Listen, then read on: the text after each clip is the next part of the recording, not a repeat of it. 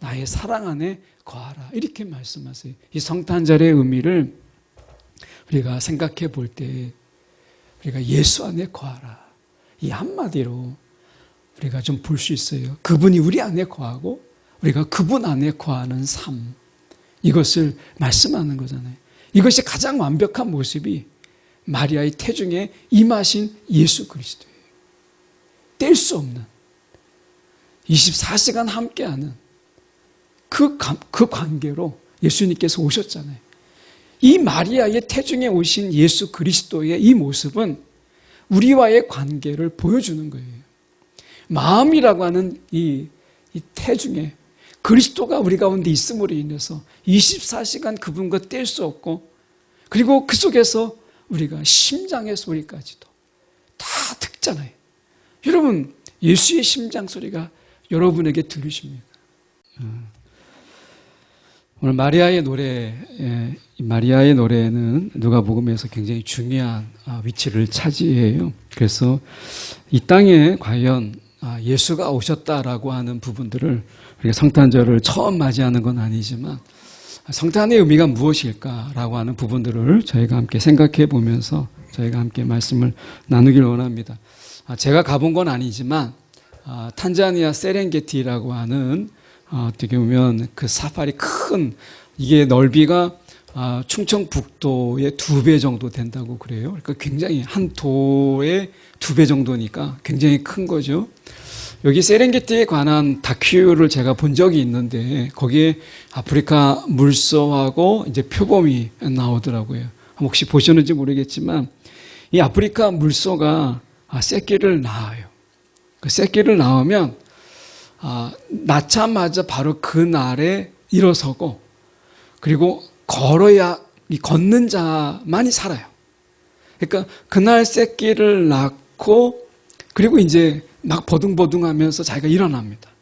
일어서지 못하는 물소는, 그 새끼 물소는 죽게 되는데 하이에나가 이 무리지어서 그 남아있는 물소의 새끼를 이제 잡아먹는 거예요. 그러니까 이 물소들이 하이에나가 오면 이렇게 둘러서 접근하지 못하도록 해요. 근데 거기까지 도울 수 있는데 이동 중에 걷지 못하는 것은 어떻게 할 수가 없는 거예요. 그러니까 자기가 일어서고, 이거 일어서는 동안에는 이제 그 자기 새끼가 아니더라도 물소가 이렇게 애둘러서 이제 하이에나나 이런 짐승들이 들어오지 못하도록, 접근하지 못하도록 막아줘요. 그런데 그날 하루에 그 물소 새끼가 걷지 않으면 이동 중에 이 물소를 따라갈 수 없기 때문에 결국엔 낙오돼서 죽게 되는 거예요. 표범도 나오더라고요. 이 표범의 새끼는 표범이 이 새끼 표범을 지켜줘요. 그런데 이 하이에나 때가 오면, 하이에나가 이제 무리로 오게 되면 한 마리의 표범 어미가 새끼들을 돌볼 수 없는 거예요.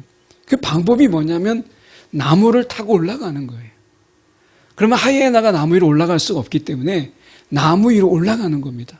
그런데 나무 위로 올라오지 못하는 새끼 표범은 하이에나에 의해서 죽게 되는 거예요.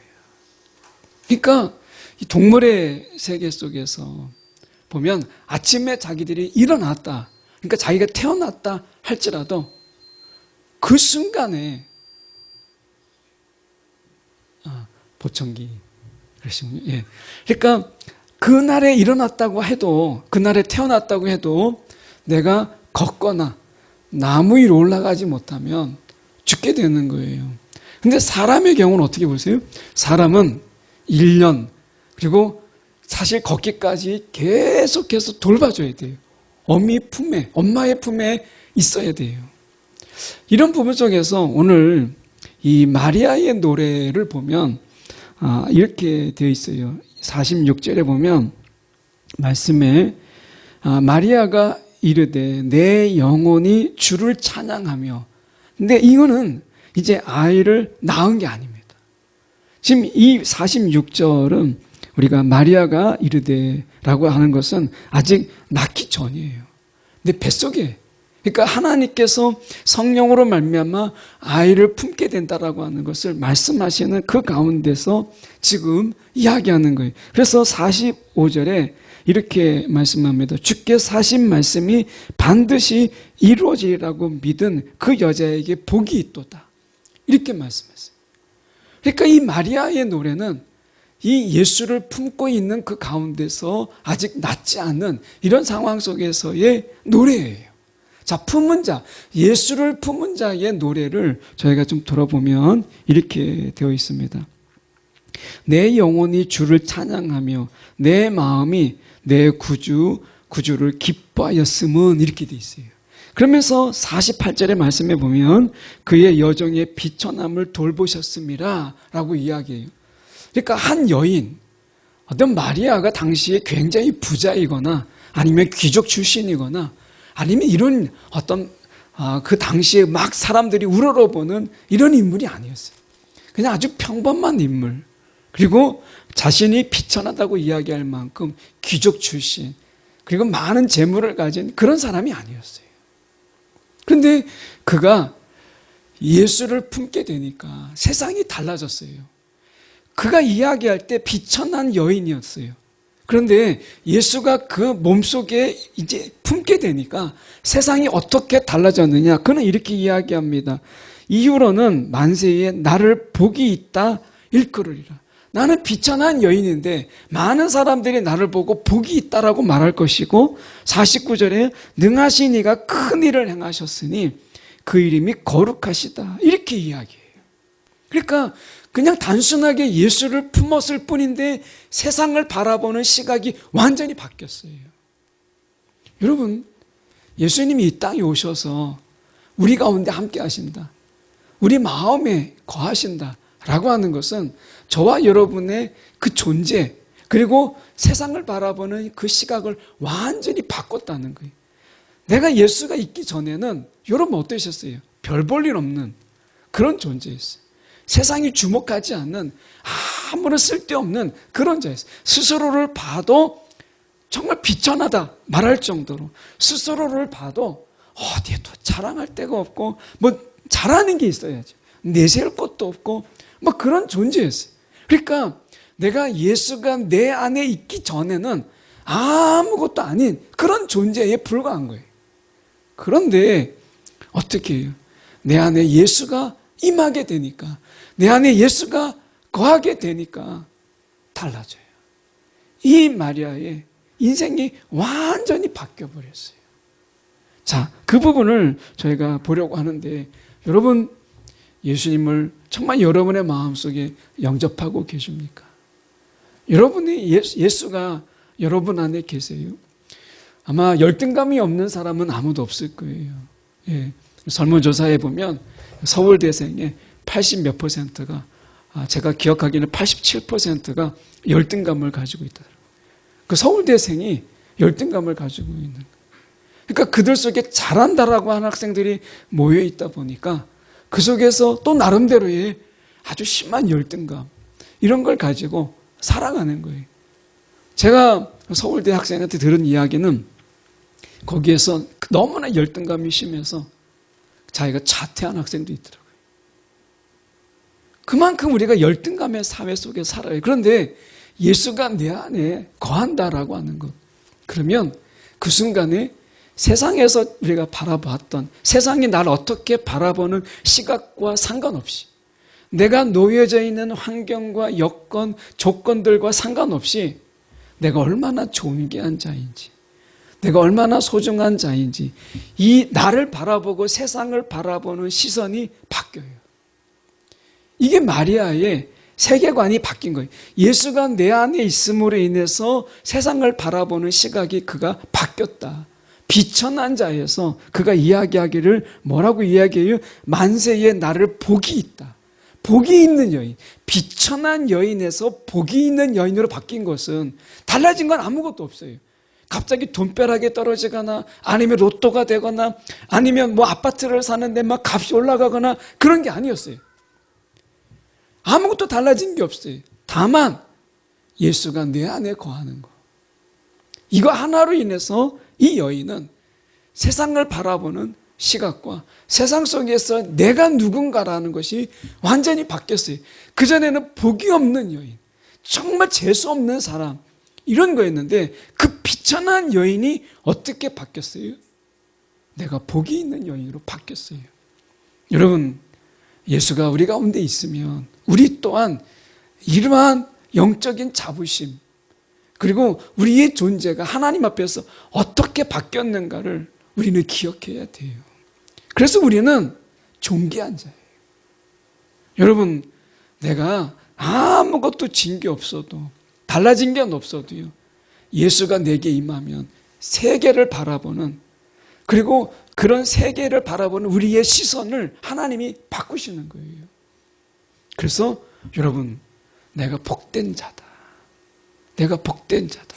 마리아가 그렇게 고백한 것처럼 내 안에 예수가 거하면 여러분, 그 사람이 복된 자예요. 말씀에 우리가 보면 이렇게 이야기해요. 우리가 이 세상에 예수님께서 오셨어요. 근데 이 세상이 어떤 곳이냐라는 것을 우리가 생각해 볼 수 있어요. 우리가 인간에게, 이 인간 또는 인간의 영혼에게 이 세 가지의 적이 있어요. 아주 무서운 적이. 하나는 죄악이죠. 죄악. 우리가 죄 짓는 이 죄악이 굉장히 큰 거죠. 또 하나는 뭐예요? 질병이라고 하는 거예요. 여러분, 우리가 질병에 대한 두려움을 갖잖아요. 죄악과 질병에 대한. 또 하나 보면 우리가 물질주의라고 하는 거예요. 물질주의. 이 세상이 이 세 가지, 여러분, 물질주의가 좋은 거라고 생각하지만 사실은 영원한 삶을 바라보지 못하고 잠시 있다가 없어지는 삶이거든요. 제가 이제 50대 이제 중반을 조금 넘었는데, 그런데 이미 3명의 친구가 제 곁을 떠났어요. 정말 친한 친구들인데 아마 여기 앉아 계신 분들의 가장 친한 친구들이 아마 먼저 간 분들도 많이 있을 거예요. 여러분, 인생 정말 짧습니다. 예. 제가 친한 친구 중에 제일 빨리 대학 졸업하자마자, 대학 졸업하고 군대 갔다 오자마자 바로 죽었어요. 한 친구는 그 이후에 불과 2, 3년 되고 나서 죽었어요. 굉장히 젊은 나이에. 한 친구는 40도 되기 전에 위암으로 죽었어요. 3명의 친구가 40도 되기 전에 죽었어요. 여러분, 인생 긴 것 같지만 잠깐입니다. 80을 살아도 성경에는 잠깐이라고 표현돼요. 이 잠깐의 인생에 내가 물질에 쌓여서, 물질주의가 왜 위험하냐? 물질주의는 내 삶도 하나의 물질로 봐요. 내가 하나의 물질로 본다고 생각해 보세요. 여러분, 인간의 이 가치를 계산한 게 있어요. 인간의 대부분의 경우가 물이거든요. 물 빼고 나면 인간의 가치라고 하는 것은 얼마 안 돼요. 우리가 볼 때 하나님께서 이러한 우리의 이 물질주의라는 것, 사람을 물질적인 수단으로 보는 거예요. 그 사람이 얼마나 가치가 있느냐, 얼마나 효용 가치가 있느냐. 나중에 효용 가치가 없으면, 이용 가치가 없으면 아무런 가치가 없는 거예요. 세상에서 우리를 물질로 바라보잖아요. 필요에 의해서.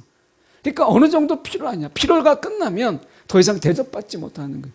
하나님이 과연 우리를 그렇게 대화한다면 우리가 영원한 삶이라는 게 있겠어요? 없어요. 죄악과 그리고 우리가 질병과 우리 가운데 있는 이런 물질주의라고 하는 이 속에서 우리가 있어요. 이 속에서 보면 죄악이라는 게 뭐겠어요? 서로 죽이고 빼앗고 하는 거잖아요. 탐욕이 가득한 이런 거예요. 그래서 우리는 내가 원하는 것을 이루기 위해서 하나님이 아닌 우상을 만들어서라도 하나님을 내가 수단화시키잖아요. 하나님의 능력을 잠깐 빌리는 거예요. 그것을 통해서 내가 원하는 이 죄악이 끝은 어디냐? 탐욕이에요. 십계명의 마지막이 뭐예요? 탐욕이잖아요. 여러분, 우리의 이 죄악의 마지막은 탐욕이에요. 우상은 탐욕의 결과이거든요. 또 하나는 질병이에요. 이 질병은 어디서 왔어요? 타락에서 왔어요. 이 질병의 궁극적인 그 시작은 인간의 타락에서 온 거예요. 병원에서 가면 제가 의사에게 들은 이야기인데 의사가 현대의학에서 고칠 수 있는 병이 25%에서 26%라는 거예요. 25%에서 26%라는 거예요. 그 나머지는 뭐냐? 병원에 가면 제일 많이 듣는 이야기가 뭐예요? 스트레스 받지 마세요. 아니, 세상을 살면서 어떻게 스트레스 안 받아요? 여러분 스트레스 전혀 없으세요? 아마 스트레스 없는 분이 어디 있겠어요? 근데 스트레스 받지 말라고 그래요. 제가 물어봤어요. 그래, 의사 선생님은 스트레스 없습니까? 그랬더니 너무 많다는 거예요. 자기도 병이 있는 거죠. 여러분 이게 인간의 한계예요. 인간은 결국에는 마음의 진정한 평안이 이 세상에 없어요. 불안하기 때문에 내가 더 좋은 집에 살려고 하는 거고, 불안하기 때문에 돈이라도 쥐고 있으려고 하는 거죠. 불안하기 때문에 내가 이것도 하고 저것도 하는 거예요. 근데 인간의 이런 어떤 질병, 이것이 우리를 끊임없이 불안하게 만들어요.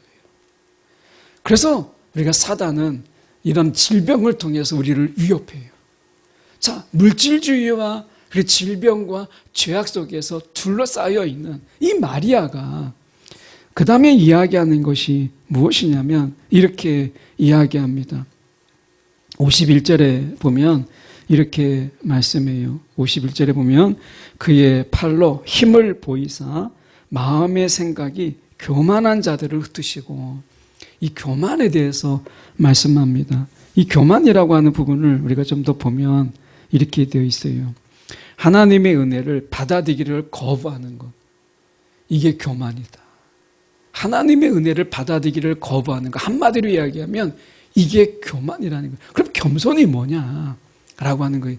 이 마리아가 예수가 내 안에 거하니까 이 겸손의 왕이잖아요. 예수는 겸손의 왕이에요. 그래서 예수가 내 안에 오니까 그는 어떻게 바뀌었느냐? 겸손한 자가 되었는데, 겸손이라는 게 뭐냐? 이겁니다. 하나님의 선물을 받아들이고, 하나님의 선물을 받아들이고 하나님을 찬양하고 섬기기 위해서 그 선물들을 사용하는 자, 이게 겸손이라는 거예요. 하나님의 선물을 받아들이고 하나님의 뜻대로 하나님을 찬양하고 섬기기 위해서 그 선물을 사용하는 것, 이게 겸손이에요. 마리아에게 있어서 겸손은 하나님의 선물을 받아들였다는 거예요. 여러분, 예수가 우리에게 있어서 최고의 선물이에요. 성령은 선물로 주셨어요. 구원은 선물입니다. 믿음이 선물이에요. 여러분, 우리가 예수를 믿을 수가 없어요. 여러분, 오늘부터 내가 예수 믿어야지 작정한다고 믿어집니까? 믿음이 선물이에요. 구원이 선물입니다. 하나님이 우리 가운데 주신 선물을 가만히 돌아보면 예수가 선물이고 성령이 선물이에요. 여러분, 이보다 더 귀한 게 어디 있어요? 그런데 겸손이 뭐라고요?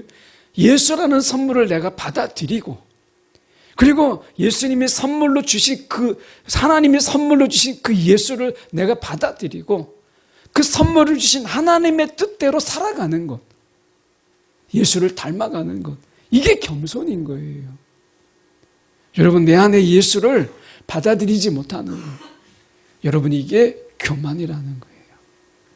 근데 마리아가 겸손해요. 여러분, 혹시 하나님이 주신 것, 나는 필요 없어, 은혜도 필요 없고 긍휼도 필요 없고 내가 내 능력으로 살아가겠다라고 말한다면 그게 교만인 거예요. 그래서 여러분, 필요 없다고 거절하지, 어떤 분들은 하나님이 선물로 주시면 나 빚지는 거 싫다고 여러분 거절하는 분도 있어요. 부담스럽다고 거절하는 분도 있어요. 그런데요, 하나님의 선물을 거절하는 자가 교만한 거예요. 여러분, 우리가 그저 감사함으로, 믿음으로 하나님의 선물을 받아들이는 것, 여러분이 그게 겸손이고, 그런 가운데 그것을 누리고 내가 즐거워하는 것, 그리고 거기서 끝나지 않고 흘려보내는 것, 이것이 겸손의 삶이라는 거예요. 여러분, 하나님이 주신 것 어떻게 하세요? 내가 거절하고 부담스럽다고. 아니요. 하나님 우리 가운데 부담스러워 선물을 주는 게 아니라 그것을 가지고 누리라고, 즐거워하라고, 그리고 마음껏 흘려보내라고 우리 가운데 주시는 거예요. 여러분, 하나님의 선물을 기쁨으로 받으세요. 이 마리아가 지금 처녀잖아요. 처녀인데 아직 결혼 전이에요. 근데 정혼한 여인이잖아요. 근데 하나님이 성령으로 말미암아 예수를 그에게 선물하실 때 그가 세상으로 볼 때는 처녀가 아이를 낳으니까 얼마나 부담스럽겠어요. 이거는 부담 정도가 아니라 정혼한 여인이 아이를 가졌다라는 이야기는 돌로 쳐서 죽게 되는 위험한 일이에요. 근데 그 하나님의 선물을 거절하지 않았어요. 여러분은 혹시 우리는 어떻죠? 하나님이 주신 선물, 그 귀한 선물을 내가 아멘 감사합니다. 내가 이것을 하나님의 뜻대로 내가 잘 사용하고 누리고 내가 그렇게 살아가기를 구하면서, 여러분 아멘으로 받으십니까? 여러분 성령도 선물이에요. 여러분 그 성령을 금년 내내 어떻게 하셨어요? 정말 하나님이 주신 대로 그 성령 안에서 우리가 살아갔나요? 여러분 우리가 주신 이 선물에 대해서 마리아는 이렇게 이야기하는 거예요. 그가 다시 51절에 저희가 가서 보면 이렇게 말씀하잖아요. 그의 팔로 힘을 보이사 마음의 생각이 교만한 자를 흩으시고 52절에 권세 있는 자를 그 위에서 내리치셨으며 비천한 자를 높이셨다라고 말씀하세요. 여러분 복음은 하나님의 선물로 높아지는 거예요. 하나님의 선물로 채우는 거예요. 하나님의 선물로 누리는 자가 여러분 복된 소식을 가지고 살아가는 자인 거예요. 말씀에 또 보면 55절에 이렇게 말씀합니다. 우리 조상에게 말씀하신 것과 같이 이렇게 말씀해요. 약속이라는 거예요. 약속. 여러분 약속대로 이 땅에 오신 예수 그리스도예요. 그분은 약속을 따라 이 땅에 오셨어요. 그냥 오신 게 아니라 약속을 따라 오셨다. 그래서 약속하신 대로 그 자비를 아브라함과 그의 자손에게 베푸실 거라고 말씀하셨어요. 여러분 세상은 어떻게 하죠? 공수표를 남발해요. 여러분 대통령 선거, 국회의원 선거 공약을 걸지만 여러분 공약 이행률이 그렇게 높지 않아요. 역대 어느 대통령이든 상관없이 그 공약을 하면 때로는 그 공약을 나중에 무르기도 하고 공약을 지킬 수 없다고 이야기하기도 하고 공약을 지킬 마음도 없잖아요. 어느 대통령이든 여러분 공약을 100% 그것을 지킨 대통령이 없어요. 처음부터 지키지 않을 마음으로 공수표로 남발하는 분들이 얼마나 많습니까? 표를 위해서. 그런데 하나님은 그렇지 않으세요. 약속을 따라 메시아가 왔고요. 여러분 그 약속을 붙잡는 자에게 그 약속의 성취가 있게 하시는 하나님이세요. 마리아는 무엇을 보았어요? 약속의 하나님을 보았어요. 약속의 하나님. 그가 이 마리아의 노래 속에서 우리가 보는 부분은 55절에 지금 본 것처럼 우리 조상에게 말씀하신 것과 같이 아브라함과 그의 자손에게 영원히 하시리라 이렇게 말씀하시잖아요. 여러분 오늘 약속의 그 성취 이것이 우리 가운데 있다라는 거예요. 오늘 우리가 이 아브라함의 약속을 우리가 보면서 저는 다시 돌아가서 이 말씀을 보고 싶은 거예요. 요한복음 15장 9절에 보면 이렇게 말씀합니다. 아버지께서 나를 사랑하신 것 같이 나도 너희를 사랑하였으니 나의 사랑 안에 거하라. 나의 사랑 안에 거하라. 이렇게 말씀하세요. 이 성탄절의 의미를 우리가 생각해 볼 때 우리가 예수 안에 거하라. 이 한마디로 우리가 좀 볼 수 있어요. 그분이 우리 안에 거하고 우리가 그분 안에 거하는 삶. 이것을 말씀하는 거잖아요. 이것이 가장 완벽한 모습이 마리아의 태중에 임하신 예수 그리스도예요. 뗄 수 없는 24시간 함께하는 그 관계로 예수님께서 오셨잖아요. 이 마리아의 태중에 오신 예수 그리스도의 이 모습은 우리와의 관계를 보여주는 거예요. 마음이라고 하는 이 태중에 그리스도가 우리 가운데 있음으로 인해서 24시간 그분과 뗄 수 없고, 그리고 그 속에서 우리가 심장의 소리까지도 다 듣잖아요. 여러분, 예수의 심장 소리가 여러분에게 들리십니까? 오늘 주님께서 우리 가운데 그렇게 태중에 임한 아이에게처럼, 태중에 임한 아기로 오신 예수처럼 우리 가운데 심장의 박동 소리가 들리고, 내가 불안하는 것이 아이에게도 금방 영향을 미치잖아요. 우리가 아마 여기 아이를 우리가 가졌을 때 그 산모들의 경험을 아마 다 하실 거예요. 아이가 있을 때, 태중에 있을 때 우리는 좋은 생각을 해요. 태교라는 이름으로 좋은 생각해. 그게 나쁜 생각이 그게 영향을 끼치잖아요. 내가 좋은 마음을 가지려고 해요. 때로는 좋은 음악을 들어요. 이게 왜 그래요? 내가 곧 분노하고 내가 나쁜 생각하는 것이 아이에게 영향을 준다고 생각하는 거죠. 이게 주님과의 관계예요. 그래서 태중에 임한 예수 그리스도, 이것은 여러분, 우리가 하나님을 생각하고, 그리고 하나님의 뜻을 생각하고, 내가 하나님의 그 좋은 하나님의 선물들을 바라보면서 하나님의 선물 안에 즐거움이 예수께 그대로 전해지는 거예요. 이런 예수, 여러분, 내가 내 안에 있는 예수, 이 속에 그 예수에게 내가 무엇을 전할 것인가, 마치 아이에게 전하는 것처럼, 여러분, 그런 마음으로 내 안에 예수를 내 안에 두고, 내가 마치 아기 예수를 내 안에 두고 살아가는 산모의 마음으로 우리가 신앙생활을 한다면 지금보다 훨씬 더 많은 복과 은혜를 누리지 않을까 하는 생각을 가져요. 그분에게 내가 좋은 소식을 전하고, 좋은 마음을 전하고, 내가 즐거움을 그분에게 전할 수 있는 이런 마음. 아마 여기 이제 남자들이나 이렇게 이제 형제님들은 우리가 다 사실 이제 태중의 아기라는 부분을 잘 느끼지 못하지만, 사실 우리가 이 태중에 있는 아기라고 하는 속에서 우리는 딱 갖는 순간에, 그 순간부터 나쁜 생각을 안 하려고 하잖아요. 여러분, 내 안에 있는 예수를 즐겁게 하기 위해서, 내 안에 있는 예수를 근심하지 않게 하기 위해서, 내 안에 있는 예수를 기쁘시게 하기 위해서 우리의 삶을 살아간다면 분명히 우리의 삶은 달라질 거예요. 제 제목이 이 땅에 임한 복의 근원이에요. 예수님께서 왜 오셨어요? 우리를 귀찮게 하기 위해서? 아니죠. 어렵게 하기 위해서 온 게 아니에요. 우리를 복이 되게 하기 위해서 이 땅에 오셨다라고 하는 거예요. 여러분, 예수를 모신 마음으로 이 땅을 살아가세요.